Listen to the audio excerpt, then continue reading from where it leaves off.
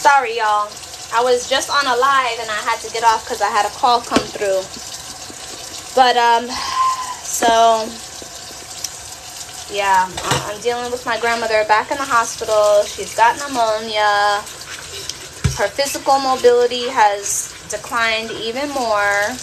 So, now I'm going to have to push the hospital once she's better. Hopefully, you know, if grandma bounces back from this pneumonia, I'm going to have to push the hospital to do a skilled nursing so we can work on her mobility being strong, because if they send her home to me the way that she is with being physically weak, you know, we're talking about my grandmother's going to become a fall risk, and that's not going to be good. So this shit is just hard, man.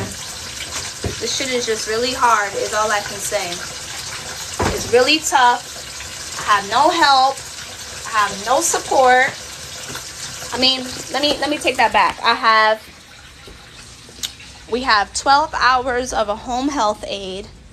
So I have 12 hours of help a week. I have my son's dad. He helps as much as he can, but I mean, you know, it's as much as he can. This is not his grandmother, so it's not like his full responsibility. But it's just like the brunt of this shit is just all on me. I have no family support, so that doesn't exist. It's just me and her. Everybody, every other family member that's like that we say is family doesn't even live here. So I don't know, y'all. This shit is just hard. Just sometimes I think to myself, like, if you have a family member that you're gonna caregive for, right?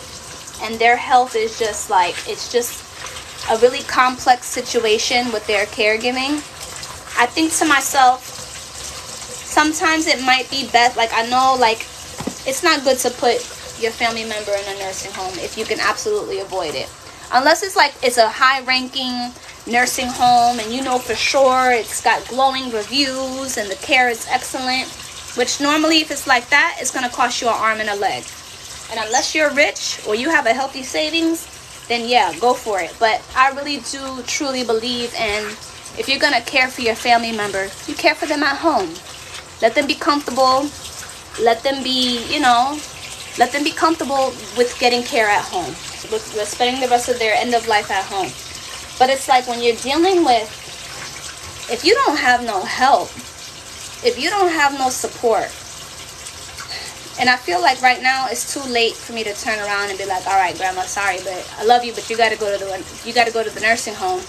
It's too late for that. You know, that's something that maybe I should have decided on in the beginning, but like I didn't have the heart, and I don't believe in it. So I believe in, like, you make the best of it, no matter how easy, no matter how hard it is. But it's like, I feel like going forward in life, if I ever had to be in a situation where I'm paired up with a possible caregiving scenario for another family member or significant other or whatever the case is, I feel like next time around, it's going to be good to be honest with myself and my capabilities. And I feel like if that's one piece of advice I can give about caregiving, it would be honest about your capabilities. Be honest with yourself about, okay, can you really do this? Can you really, really afford? Can you really, really maintain being at home 24/7 to take care of this person or people? If not, like, if you know, like, okay, I can't, like, this is not logical. This is not, like, I'm not capable of this, then I would suggest definitely putting your loved one in a as best of a facility that you can find, because it's hard. It's really, really hard. And then when they get older, you know, they're so susceptible to, their immune systems are so weak, they're so fragile, you know, they can get easily sick. So it's, like I said, this is more intense than being a parent. You know, this ain't no little pity pat, like your child gets sick, so you got to take it to the doctor, and then in 24, 48 hours, they're good. No. This is like, when you're dealing with an old person, they can get sick, they can get stuck in the hospital, then it's like you're back and forth, and then it's something new, and then it's this, and then it's that. It's just a lot, man. It's just a lot. So say a little prayer. Let me see. Mima, 1987, Brooklyn. Good morning, sis. How is you and grandma and the babies? Good morning. Yes, I'm okay. Grandma's in the hospital. I came on to do a live because I've been dealing with her not feeling well the last, I want to say since over the weekend. She hasn't been feeling good, and it's just been intensifying each day. So she's in the hospital right now for like possible pneumonia. So grandma's not doing so great right now, but we're gonna hope and pray she gets through this. It's like if it ain't one damn thing, it's another, man. So my babies are good though. You know, my oldest son, he's become so attached to grandma. So he's like this morning he was like, so what's going on with grandma? Is she coming back home or what? I'm like, yeah. Once she gets better, she'll be back. He's like, well, tell her I said hi. So I thought that was really cute and really sweet, you know, because when I first moved her here, she was really mean to my kids, and she would talk so bad about my kids to me and to them. But that's the dementia, because she wasn't like that before the dementia. She was very loving with them. She was very interested in them. But I just thought that was so cute, you know, how he cares. He really, really cares. So that warmed my heart. So that's where we at. Yeah, man. Very hard. Soth Exful. Very hard. Just took mine out of 1 and she's totally care at home. Good for you. It is hard. It is hard. How did they... So wait, you had your loved one in a nursing home? Or like, what was your situation? But let me tell you, if she's at home and she's comfortable and you have the means to provide support and you can do it and still have a decent life, go for it. Go for it. It's better. It's better for everybody. It's better for everybody. Trust me. And God sees you. Let me tell you, I really believe the powers that be watch from above. They watch how you know, when the cycle of life is like coming around full circle, I really feel like the powers that be above are like, okay, all right, you know, your grandma was good to you, so now I'm gonna watch it. I'm gonna see how you do her. You know, I feel like it's a very real thing. No, praying for her, yes. Thank you. Please. I'm trying to be strong, and I'm trying to be like very positive and optimistic, but it's like, I know I'm also a very realistic person, and sometimes that makes people feel like I'm being negative, but it's not that I'm being negative, it's that I'm being realistic with the realities of life. And it's like when I was saying earlier, when you're an elderly person, this is the time where they're very susceptible to pneumonia. And when they're susceptible to pneumonia, normally once they're in that hospital for pneumonia, I've always have seen it go downhill. And I'm just hoping that that's not going to be this case. So far she's good, she's stable and whatever, you know, she's on oxygen. She's on fluids. And they started her treatment. They started treating her for, they're saying it's like viral pneumonia, but they're treating it as if it's bacterial. So they're giving her antibiotics anyway. So we'll see. We'll just have to see how this goes. What happened to her. So Rain Johnson 44, I just said what happened. Okay, experiencing the same thing. If you talk to her, let her know we praying for her. Oh, for sure. No, I'm going to go see her today in the hospital, and we'll get on TikTok live, and we'll try to do a little TikToks to keep everyone posted, and, you know, try to just keep, because she likes being on TikTok, you know what I'm saying? I know, like, she has dementia for sure, but it's like, she knows, like, once we're on TikTok, she knows, she's aware that we're on TikTok, but once we get off of TikTok, I don't even think that she sits there and thinks like, I don't even think she thinks about TikTok or like remembers that, oh shit, you know, people love me on TikTok, or, you know, I'm known on TikTok. I don't think she thinks like that, you know, because her mind is very like, I don't know where her mind be at sometimes, honestly. But she says the funniest shit. But all I know is that, like, she hasn't been cursing me out. She hasn't been yelling and screaming at me. So this is not my normal grandma. That's all I gotta say. You know, I need her. I'm gonna tell her today, I need you to curse me out. Make me feel good. I need to show me that you're normal. Curse me out a little bit. She had a fall and caught COVID-19 and also had a blood clot. Oh shit. Yeah, you know, it's that COVID. It's the COVID hitting the old people too, because our aide has mentioned, she said that she noticed with COVID, once you have COVID, that after that, that's like when all the diseases just start coming up, and it's like also downhill with your health then. But let me tell you, my grandmother has been with me for 9 months. She's like she's had some colds here and there, but this is like, she never caught COVID, and I've had COVID. Me and my kids have had COVID while she's been living with me, and she never caught it. And she's fully vaccinated, and she's with the 4th booster and everything, and she went to that fucking hospital, and she caught it there. So, damn, I'm sorry to hear that you're dealing with that, because that's very frustrating. It's very frustrating. So that's another thing. I gotta hope that, you know, my grandmother doesn't turn around and have a lung embolism or whatever. So, Rain Johnson 44, thank you. I appreciate you. Aunt Rose 91, how you doing, honey? Thank you for those praying hands. Send her my love. Sending it to you too. Thank you. I really appreciate it. Mine is feisty as well. Yeah. Gotta love them for that. How is her puppy doing, Max? Oh, Max is so... Let me tell you, when the ambulance came yesterday to pick her up to take her to the hospital, he was just like...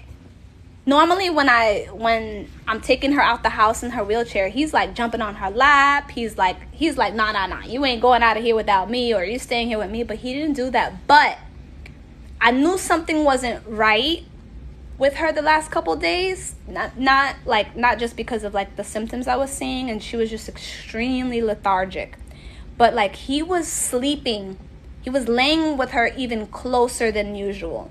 He was like laying on top of her head, on top of her chest, like laying over her, almost as if, no, I'm not going to let you go. But, I can't even turn this camera around. I was going to show you how Max is doing, but I'll show you right now. Hey, Poo-Poo Max. Hey, Poo-Poo. Say hi, Max. Say hi. He's out here in the living room with me. Say hi, Max. Hey, Poo-Poo. Hey, Boo-Boo. I love that little dog. Even though he can't stand me, I love him. I only get 1 hour of services a day. Oh, God. Is your loved one a veteran, or I don't know what state you're in, but have you applied for like the long-term care Medicaid at home? I just got her approved for that, and I know they do have like a paid caregiver program, so the state will actually pay you. I don't know like what the going wage is wherever you're at, but like here in Florida right now, the pay rate for that is $12 an hour, but as of next month, it's going to be $15 an hour, and it can be up to 40 hours depending on if the medical administrator of the provider, the plan, the Medicaid plan, approves that. So look into that, or look into your it's called Area of Aging Agency. Look into your local Area of Aging Agency. Tell them that, you know, you're interested in getting as much information as you can for help, for caregiving for your loved one. You need as much resources. Start from there. If your loved one is a veteran, you're gonna have to like act like you going to war to find resources with them, because it's really hard. But there are a lot of, let me tell you, the VA has a lot of good programs, but you gotta dig for that information with them. And you gotta like stay and like just be on top of trying to get approved for that extra help. Pets know. Yeah, they do. Yeah, they definitely do. They definitely do. Keeping him in prayers too. Thank you. Yeah, because he was crying. He had like, when I got home, I didn't get home till midnight. So she got to the hospital around like 7 p.m. When I got home, it was around midnight. He had like little watery eyes. I'm like, oh, he's been in here crying. Hey, boo-boo. Florida. Okay, yes. So then, yes.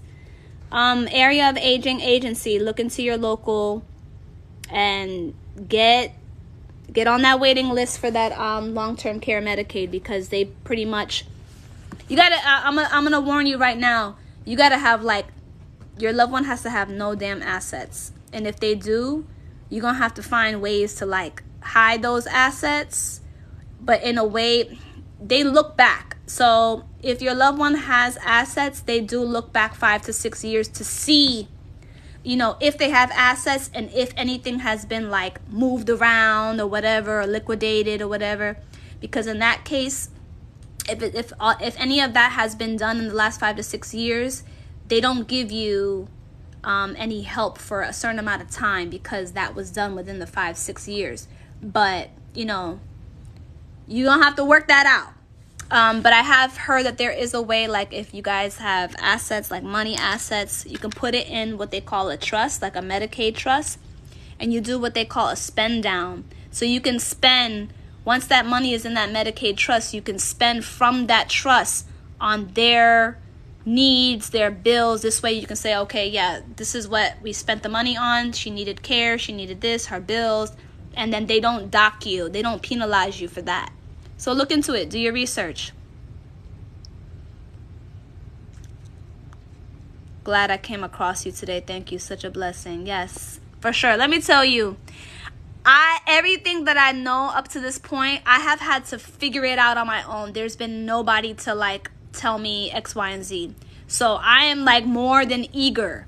Anybody that's like inquiring, if there's any knowledge that I can share and just give away, I am more than willing, because the caregiving path is one of the hardest paths to be on. This is like, I tell my manager for my daytime job, I've told him so many times, this is like, this experience of taking care of my grandmother, it's been a fun one. It's been like, it's a special one, but it's one of the hardest things I've ever had to do this is one of the hardest things I've ever been through in my entire life. I've been through some struggles. I've been through some serious ass struggles, okay? I've been on the brink of homelessness in the past. I've been on the brink of like, I don't know, I don't have no car. I don't know how I'm going to I've been on the brink of not having a pot to piss in and a window to throw out of it. And like, dealing with being a caregiver is nothing. Like all that stuff I've been through in my past years, my past life, 18, 19, 20, like all of that is nothing. It's nothing. Like this is the hardest thing ever. But survival of the fittest, baby. If I can get through this, I can get through any damn thing. And if I can get through this, you can get through it, and everybody else can get through it too. You just got to have patience. And what works for me is every day that I wake up, I try not to think about what my day was like yesterday. Even if it was a good day, if it was a mediocre day, if it was a rough day. I try not to I say, every time I wake up in the morning, I swear to God, I'm like, okay, new day, clean slate. I don't think about yesterday. Even if I had like an argument with the doctor, argument with the nurse, I'm not liking the aid that the agency sent. Whatever the case is, I try my best not to take yesterday into today. And that is also what has helped me. TikTok has helped me. Honestly, like, I know there's people that be like, she just on there for views, or, she ain't got nothing else better to do, or whatever the hell they say.